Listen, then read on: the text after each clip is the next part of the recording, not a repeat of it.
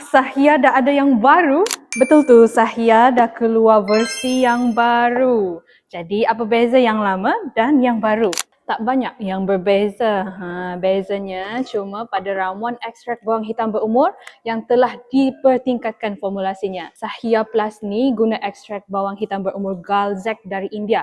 Ekstrak yang dipatenkan dan terbukti lebih berkesan. Dengan teknologi self-D, bahan aktif utamanya S-L-cysteine SAC sekarang 50 kali lebih tinggi dan lebih mudah diserap oleh badan. Hasilnya, Sahia Plus bantu badan stabilkan tekanan darah dengan lebih cepat, turunkan kolesterol jahat dan kurangkan tekanan oksidatif dalam sel. Dia juga bantu lancarkan peredaran darah dan kekalkan keanjalan saluran darah. Jadi, badan rasa lebih bertenaga dan ringan bila amalkan secara konsisten. Dan tuan-puan, berita paling best sekarang tengah promosi pelancaran Sahia Plus.